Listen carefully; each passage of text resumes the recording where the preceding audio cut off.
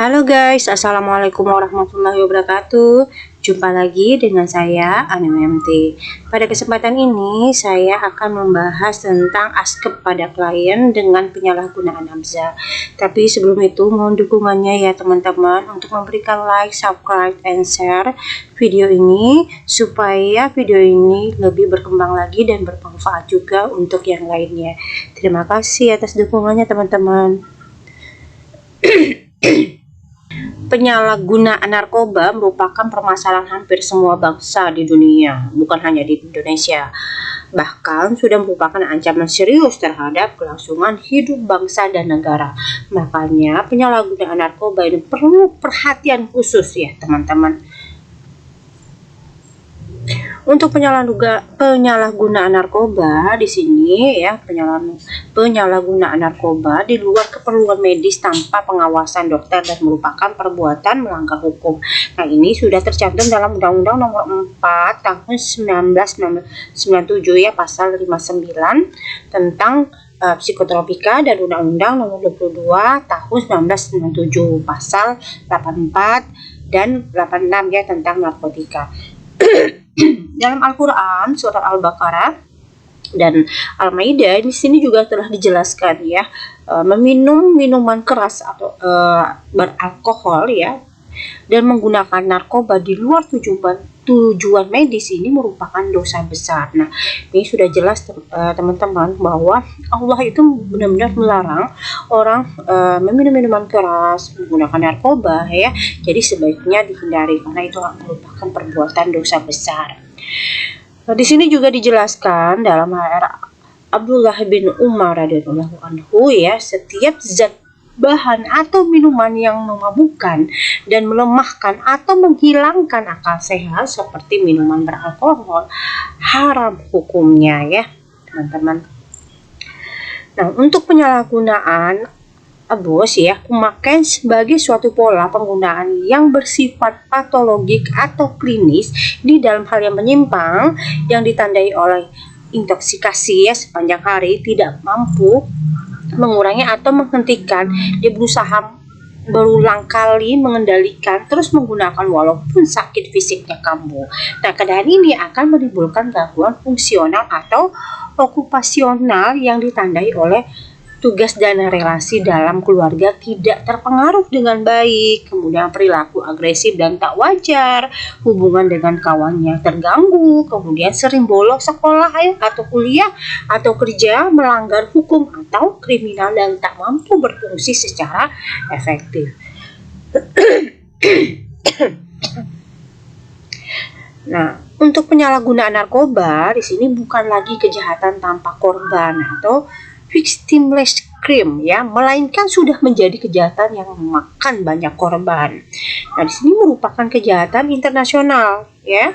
Dia terorganisir, kemudian sedikitnya terselubung ya, mobilitasnya itu sebenarnya sangat tinggi, dukungan dana pasti sangat besar ya. Sistem transportasi dan komunikasinya pasti menggunakan yang canggih ya, teknologi modern ya untuk melakukan penyalahgunaan narkoba ini.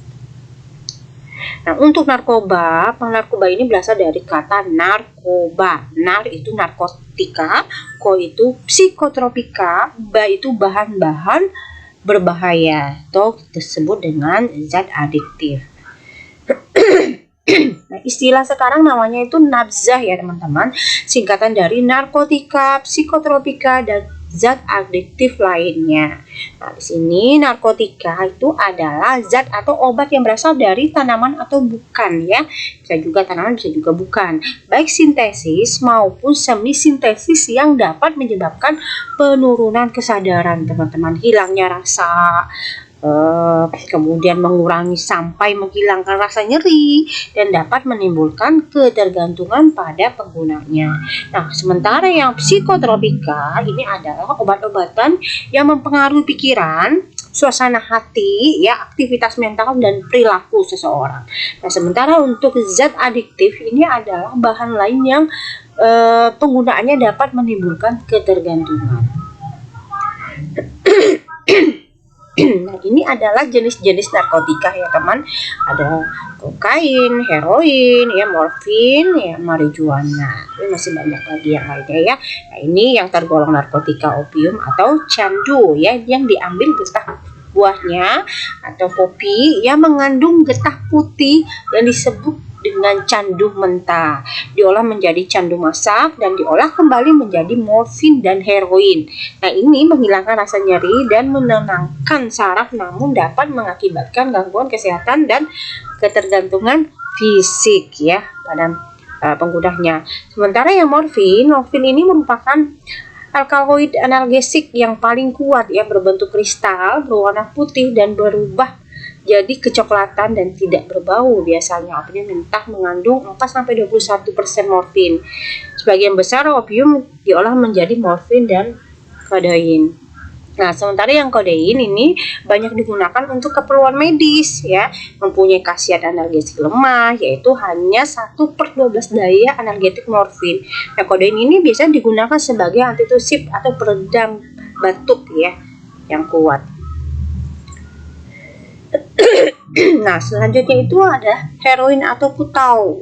Nah, ini berupa serbuk putih yang terasa pahit. Di pasar gelap, heroin dipasarkan dalam beragam warna karena dicampur dengan bahan lain seperti gula, coklat, tepung susu, dan lain-lain dengan kadar sekitar 24%, menimbulkan efek psikologis beban rasa sakit. Ini perasaan tegang diiringi rasa senang biasanya, kemudian ada pusing, hangat, kemudian keinginan sukaria ya.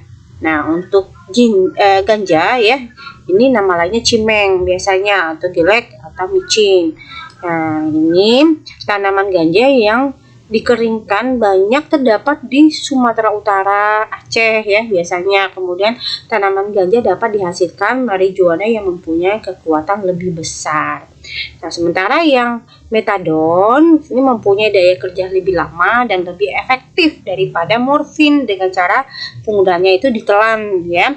Nah, metadon ini digunakan sebagai terapi untuk mengobati ketergantungan terhadap opioida.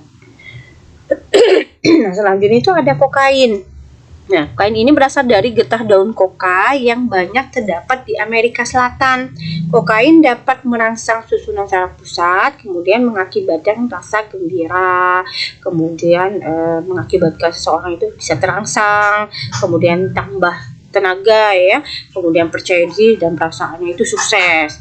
Nah, rasa positif ini akan segera berganti dengan perasaan depresi, tegang, paranoid, dan terlalu gembira. Dan ini bukan sifat yang menetap ya, itu hanya sementara. Kemudian gangguan fisik yang biasanya dialami itu adalah susah tidur, nafsu makannya hilang, detak jantungnya itu lebih cepat dan lain-lain. Nah, sementara yang ada lagi yang namanya crack ya, nama lain disebut dengan coke, snow, flake, dan rock ya. Bentuk baru berupa kristal seperti kerikil, harganya tak terlalu mahal sih ya, merupakan saripati kokain yang mempunyai dampak ketergantungan lebih kuat daripada kokain. Penggunaannya itu biasanya dihisap seperti rokok. Nah, ini adalah jenis-jenis psikotropika ya. Nah, ini ada ekstasi, amfetamin, LSD. Nah, ini golongan psikotropikanya. Amfetamin ya, sekelompok zat atau obat yang mempunyai khasiat sebagai stimulan susunan saraf pusat. Ini perangsang buatan ya teman-teman. Ini mengakibatkan perasaan gembira, berkuasa, dan percaya diri ya, tahan lapar biasanya dan tidak mudah mengantuk. Nah, untuk yang ATS ya, amfetamin tipe stimulan, ini nama lain dari speed, kristal, ekstasi, kelompok zat atau obat yang mempunyai khasiat sama dengan atau seperti amfetamin ya. Ini menimbulkan perasaan santai, bertenaga, dan menggambarkan perasaan saling mengerti antara mereka. Ini jenis-jenis bahan maaf ya teman-teman, ini jenis-jenis bahan atau zat adiktif ya, organik solvent. Nah, yang termasuk zat adiktif itu alkohol ya, termasuk ya, terdiri dari berbagai minuman keras yang mengandung etanol dan berfungsi menekan saraf pusat. Kemudian kafein juga nih teman-teman ya. Nah, terdapat dalam buah tanaman kopi, biji kopi mengandung 1 sampai 2,5% kafein. Kafein juga terdapat dalam minuman ringan ya. Jadi jangan terlalu banyak minum kalau misalnya udah kecanduan, ini termasuk zat adiktif ya. Kemudian nikotin ya terdapat pada tumbuhan tembakau dengan kadar sekitar 1 sampai 4%. Dalam setiap batang rokok ini terdapat sekitar 1,1 mg nikotin. Nah, nikotin ini menimbulkan ketergantungan ya, meningkatkan metabolisme tubuh, detak jantung dan penurunan nafsu makan. Nah, zat adiktif yang lain itu zat sedatif ya, tergolong sedatif atau hipnotika ya. Di antaranya itu benzodiazepin, meliputi antara ya temazepam, diazepam, nitrazepam ya, clonazepam. Ya, apapun yang jenisnya narkoba ya, tetap barang haram ya, yang harus kita waspadai dan kita jauhi ya, demi keselamatan kita sendiri. Nah, cara orang-orang menggunakan narkoba itu ada beberapa ya. Yang pertama itu adalah oral ya, melalui mulut, yaitu menelan narkoba dalam berbagai bentuknya ya, misalnya amfetamin ya, ekstasi ya, minum melalui oral. Nah, yang sementara yang dihirup atau inhalasi ini menghirup narkoba langsung dalam tepung melalui hidung ya, kemudian diserap oleh sarafnya dalam hidung, kemudian berjalan melalui aliran darah menuju ke paru-paru, kemudian hati dan otak ya. Ini contohnya yang digunakan itu jenisnya kokain, lem atau thinner ya. Kemudian yang dihisap ya, intranasal sniffed, itu narkoba dibakar seperti rokok dan lain-lain, langsung menuju paru-paru, ke hati dan ke otak. Ini contohnya itu putau, sabu-sabu, ganja, kokain, lem dan sebagainya. Nah, kemudian itu adalah injeksi intravena yang memasukkan narkoba dalam bentuk cair atau dicairkan melalui jarum suntik ke dalam darah, masuk paru-paru, hati dan otak ya, putau, sabu-sabu dan amfetamin. Nah, ini biasanya yang sering digunakan ya, sehingga menggunakan jarum suntik bergantian ya, sehingga bisa mengakibatkan ya seseorang itu terinfeksi HIV/AIDS ya. Kemudian jenis yang lain itulah ditaruh di dalam luka. Nah, menaburkan narkoba ya berbentuk tepung pada bagian kulit tubuh ya, dibuat luka terlebih dahulu ya dengan benda tajam, kemudian memasuki aliran darahnya, kemudian ke paru-paru, hati, otak ya, LSD atau asam lisegat ya, tilamida. Nah, kemudian bisa dengan cara inersi anal yang memasukkan narkoba berbentuk padat melalui lubang dubur. Nah, sekarang itu adalah pola penggunaan narkoba. Nah, penggunaan narkoba ini khusus di Indonesia yang pertama itu bersifat multidrug, artinya seringkali beberapa jenis narkoba atau obat dipakai sekaligus atau bergantian ya teman-teman. Nah, memakai cara ini jauh lebih berbahaya dibanding dengan penggunaan satu jenis saja ya, berdasarkan variasi. Kemudian yang kedua itu berdasarkan variasi penggunaan jenis obat ya, dilihat dari kelas sosial. Pertama, kelas sosial ekonomi rendah itu biasanya menggunakan jenis narkoba murah seperti sulfat, lem yang mengandung thinner ya, beberapa pil psikotropika serta ganja. Kemudian kelas sosial yang ekonominya tinggi ya, para eksekutif dan selebriti biasanya menggunakan jenis narkoba yang lebih mahal seperti ekstasi dan sabu-sabu. Nah, istilah seputar penyalahgunaan nafsa ini juga bermacam-macam ya, ada overdosis. Nah, overdosis ini adalah keadaan si pemakai telah menunjukkan adanya pengaruh zat yang berlebih ya, dan terjadi perubahan tingkat kesadaran maupun perilaku pada pasiennya atau penggunanya. Yang kedua itu toleransi. Toleransi ini adalah secara fisik si pemakai akan selalu membutuhkan jumlah zat makin lama meningkat ya, peningkatan dosis untuk memperoleh efek yang sama setelah pemakaian berulang kali. Yang berikutnya adalah withdrawal syndrome ya, gejala putus obat. Nah, pemakaian narkoba dihentikan atau dikurangi secara mendadak akan menimbulkan gejala putus narkoba. Nah, akibatnya biasanya penderita akan mengalami berkeringat banyak secara berlebihan ya. Kemudian rasa sakit seluruh badannya, suhu tubuh tidak stabil, mual dan lain-lainnya. Nah, yang berikutnya adalah sakau. Sakau di sini ya singkatan dari sakit sekali karena putau ya, sakau. Gejalanya itu putus obat di kalangan pengguna narkoba.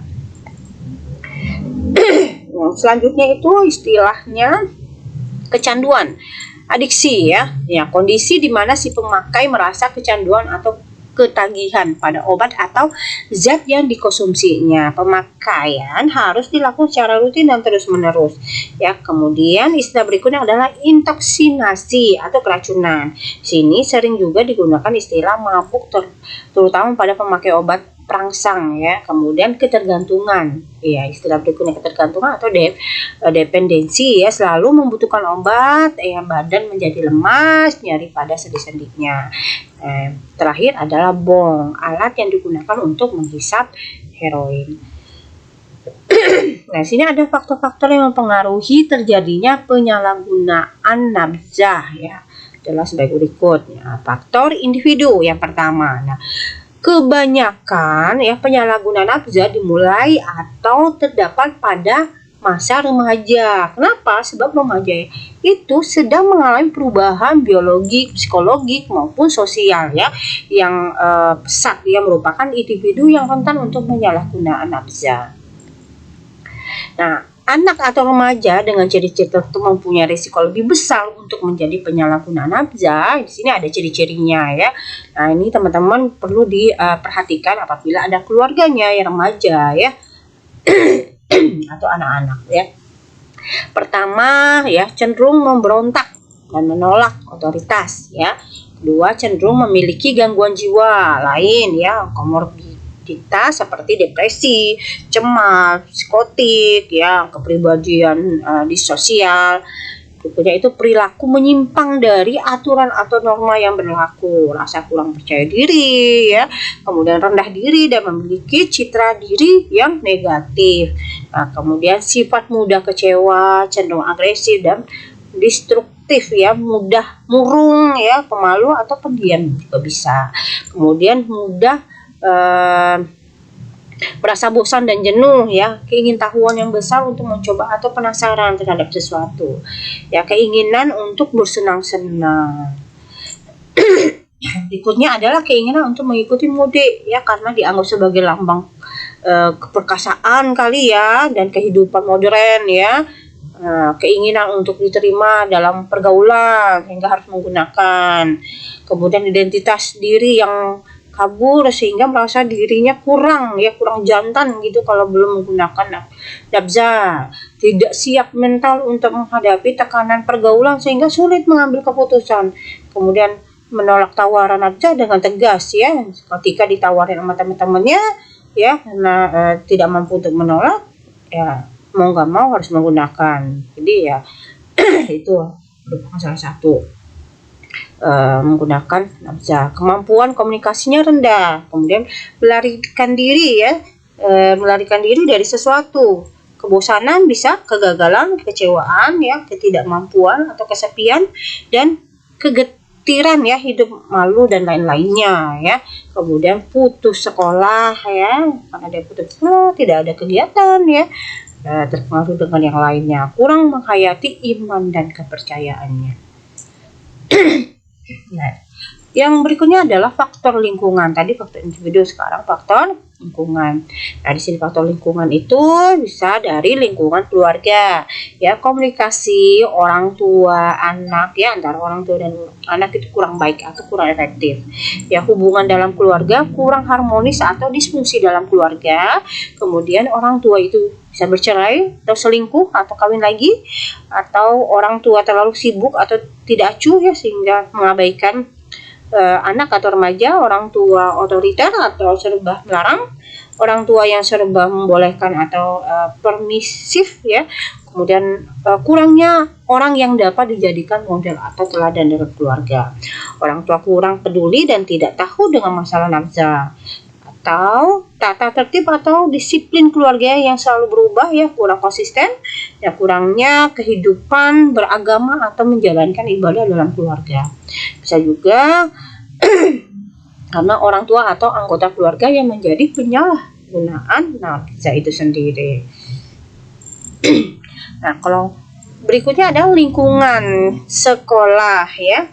Nah, lingkungan sekolah ini bisa diakibatkan oleh sekolah yang kurang disiplin ya, sekolah yang terletak dekat tempat hiburan dan penjual nafsa, sekolah yang kurang memberi kesempatan pada siswa untuk mengembangkan diri secara kreatif dan positif. Nah, bisa juga karena adanya murid penyalahgunaan nafsa. Nah, berikutnya di lingkungan teman sebaya. Di sini berteman dengan penyalahguna nafsa ya. Kemudian tekanan atau ancaman teman kelompok atau pengedar ya bisa saja terjadi ya, sehingga terjadi penyalahgunaan nafsa. Kemudian lingkungan masyarakat atau sosial ya, lemahnya penegak hukum di lingkungannya ya, situasi politik sosial dan ekonomi yang kurang mendukung.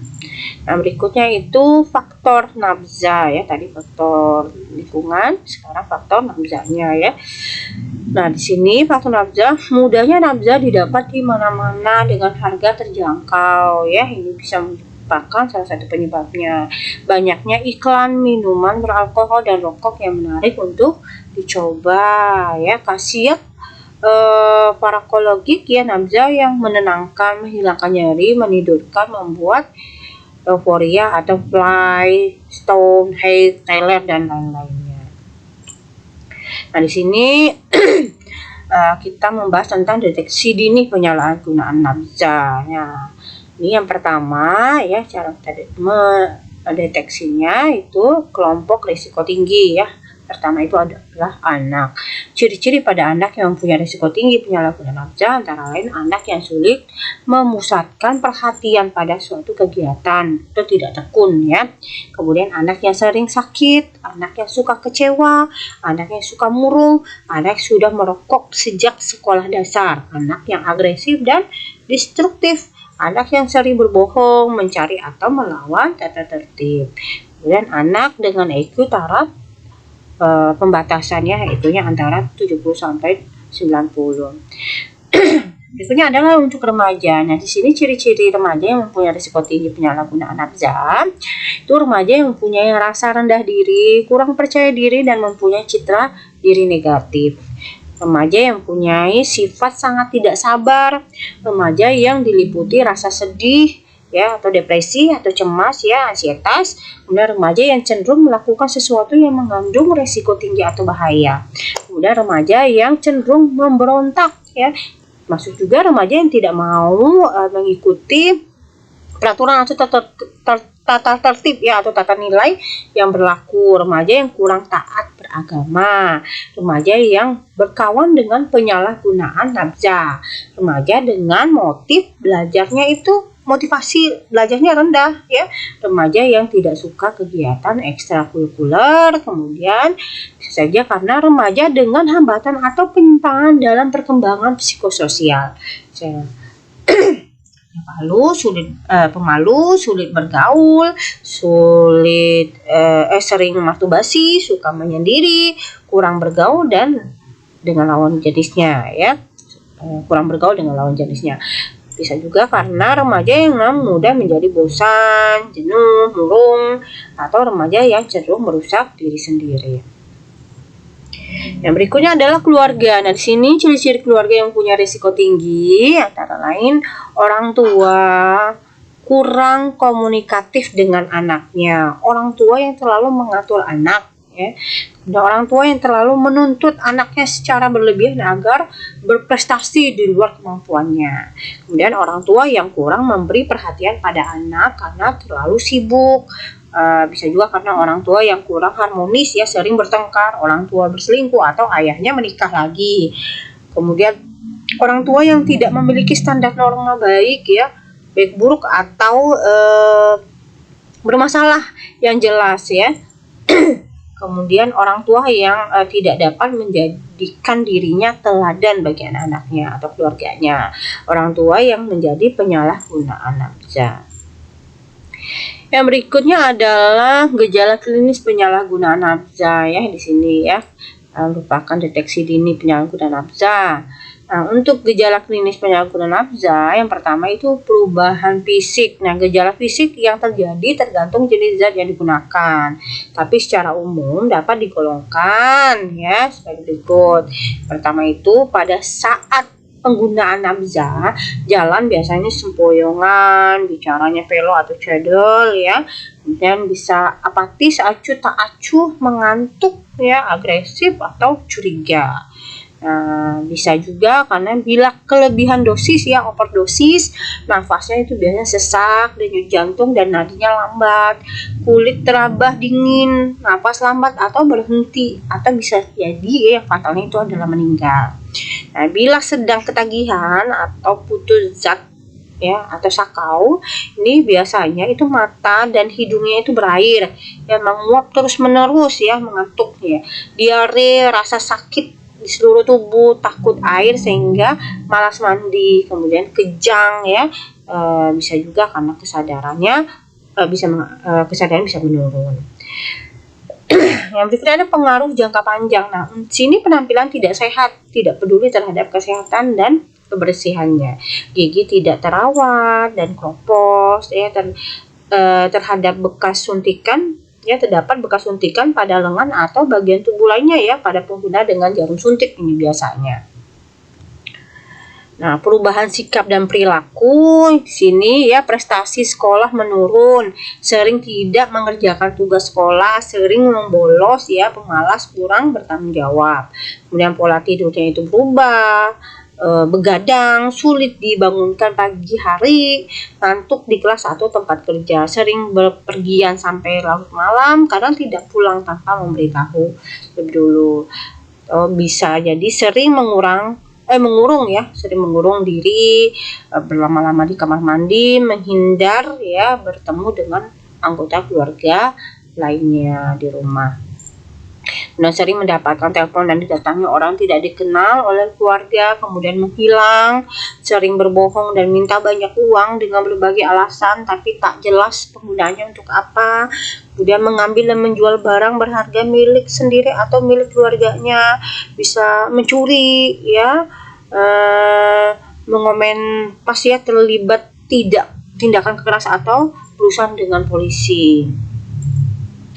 Terus kemudian sering bersikap emosional ya, mudah tersinggung, marah, kasar, sikap bermusuhan, curiga, tertutup dan penuh rahasia. Nah, dari itu semuanya ya teman-teman, coba lihat orang di sekitarmu ya, di sekitar teman-teman semua, apakah Anda yakin nih, apakah teman-teman yakin teman di sekitar, keluarga di sekitar dengan gejala atau ciri-ciri yang sama tidak menggunakan narkoba ya, silakan dideteksi sendiri.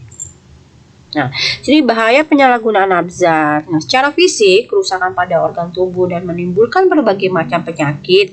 Nah, antara lain ya, kerusakan sistem saraf ya, otak ya pastinya, kemudian paru-paru, jantung, ginjal, alat pencernaan, liver, pembuluh darah, pankreas, anemi, impoten ya, darah rendah atau tinggi, imunitasnya pasti yang berkurang, nafsu makannya juga berkurang, alat reproduksinya pasti akan terganggu ya, luka sekat atau rongga hidung ya, luka sekat rongga hidung bisa mengakibatkan HIV/AIDS ya, yang lebih parahnya ya. Ini adalah yang bisa diderita oleh para pengguna narkoba atau penyalahgunaan narkoba. Nah, secara psikologisnya bagaimana? Ini dapat mengganggu mental dan perilaku, diantaranya kehilangan motivasi untuk melakukan sesuatu, tidak memikirkan semangat bersaing ya, kemampuan membaca, berhitung dan berbicaranya kurang atau gangguan komunikasi ya. Daya ingatnya itu sudah menurun, perkembangan kemampuan dan keterampilan sosial menjadi terlambat. Ya, gerakannya menjadi lambat ya, bersikap acuh tak acuh, masa bodoh dengan lingkungannya, selalu ketakutan pada lingkungan ya, tidak mampu menyesuaikan diri pada lingkungannya, lebih senang sendiri biasanya ya, gangguan menilai realitas. Nah, ini bahaya penyalahgunaan nafza terhadap pribadinya ya. Ini terhadap pribadinya, yang pertama merubah kepribadian korban secara drastis ya, pemurung, pemarah, melawan, menimbulkan sikap masa bodoh sekalipun terhadap dirinya sendiri ya, seperti tidak memperhatikan sekolahnya, tidak memperhatikan rumah, tidak memperhatikan pakaian ya, tempat tidurnya dan sebagainya. Kemudian semangat belajarnya atau bekerja menjadi menurun ya, dan suatu ketika si korbannya atau penderitanya itu bersikap seperti orang gila, tidak ragu melakukan hubungan seks secara bebas karena pandangannya terhadap norma masyarakat, hukum agama itu sudah longgar ya, tidak diperhatikan ya, sudah masa bodoh. Tidak segan-segan menyiksa diri sendiri demi menghilangkan rasa nyeri atau menghilangkan sifat ketergantungannya, dan menjadi pemalas dan hidupnya santai. Nah, terhadap keluarganya bagaimana? Nah, itu bahaya penyalahgunaan nafza terhadap keluarga ini, tidak lagi segan mencuri atau bahkan menjual barang di rumah yang bisa digunakan untuk membeli narkoba ya. Norma sopan santun tidak dihiraukan lagi dalam keluarga. Adanya ancaman dari pengedar ya, adanya rasa takut ya, berurusan dengan aparat yang berwajib ya, perasaan malu karena dianggap sebagai aib keluarga, ekonomi keluarga rusak dan poros pastinya. Kemudian ini terhadap masyarakat bagaimana? Ya, kalau masyarakat itu suka memancing keributan dengan perilaku negatif dan suka berkelahi ya di masyarakat. Kemudian mengganggu ketertiban umum, pastinya suka tawuran, kebut-kebutan, tidak mengingat waktu dan tempat. Kemudian cenderung melakukan kriminalitas ya, dan tindak pidana lainnya ya, misalnya perkosaan, pelacuran dan sebagainya. Nah, untuk negara bagaimana? Ya, kalau untuk negara ya, terhadap negara pastinya hilangan rasa cinta tanah air dan patriotisme ya terhadap negaranya. Blok generasi atau hilangnya generasi 1-2 keturunan atau lebih sebagai penerus cita-cita bangsa, kemudian hancurnya perekonomian negara. Nah, di sini pembahasan selanjutnya adalah yang harus diperhatikan oleh tenaga kesehatan ya dalam menghadapi penyalahgunaan nafza. Nah, yang harus kita perhatikan ya, kita sebagai perawat ya, itu pertama sikap mental petugas ya, bersikap positif. Kita harus bersikap positif, penuh perhatian dan menerima pasien apa adanya ya, tidak membedakan pasien ya. Kemudian kita harus berempati, dapat memahami dan merasa meraba ya, rasakan masalah pasiennya ya. Kita hanya cukup berempati, tak boleh bersimpati. Tidak menghina, mengkritik, mentertawakan, mengejek, menyalahkan, karena hal ini akan menyebabkan pasien tertutup sehingga akan mengganggu proses anamnesisnya ya. Jadi sehingga perkembangan untuk anamnesis, untuk mediasi, untuk proses penyembuhan pasiennya akan terganggu ya. Nah, sikap mental di atas ya, yang 3 ini diharapkan dapat menciptakan suasana hubungan terapeutik petugas ya, petugas puskesmas ya, petugas rumah sakit, petugas klinik ya, dengan pasiennya. Nah, di sini yang berikutnya adalah teknik wawancara yang harus kita perhatikan ya sebagai petugas kesehatan ya, kita sebagai perawat khususnya. Sini wawancara dapat dilakukan secara alon anamnesis ya maupun auto anamnesis. Nah, urutan pelaksanaannya dapat dilakukan oleh anamnesis ya terlebih dahulu atau sebaliknya, dan dapat juga bersamaan tergantung situasi dan kondisi. Jadi kita harus memperhatikan ya situasi kondisinya.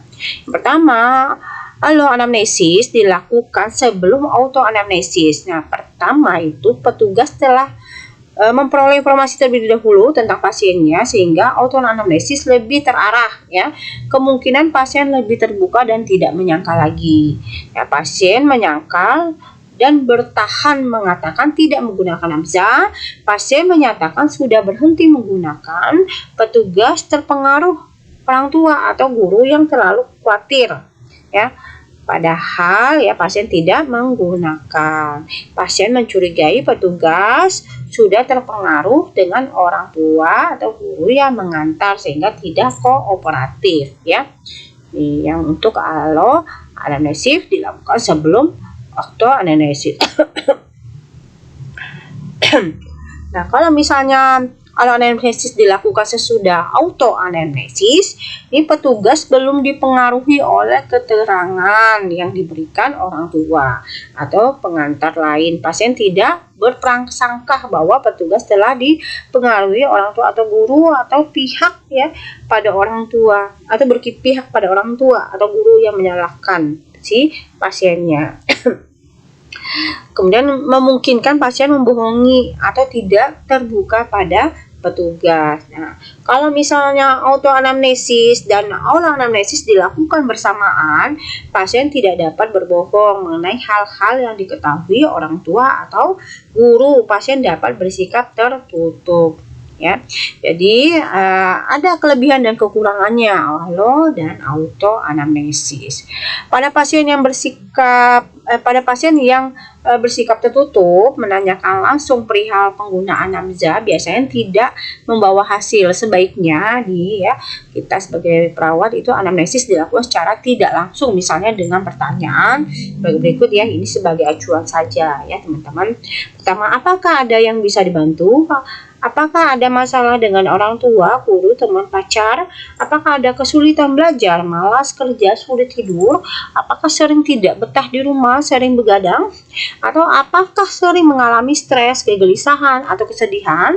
Atau pertanyaannya itu, apakah untuk mengatasi kegelisahan atau kebosanan merokok lebih banyak ya dari biasa? Atau bila sedang frustasi lalu minum minuman keras, apakah pernah mabuk atau teler? Atau bila minum minuman keras, apakah dicampur obat tidur? Ya, masing-masing berapa banyak dan berapa sering. Nah, ini adalah sebagai contoh. Nah, teman-teman bisa mencari referensi lagi ya sebagai acuan untuk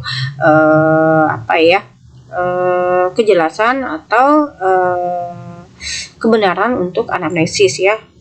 Sebagai proses asuhan keperawatan kita.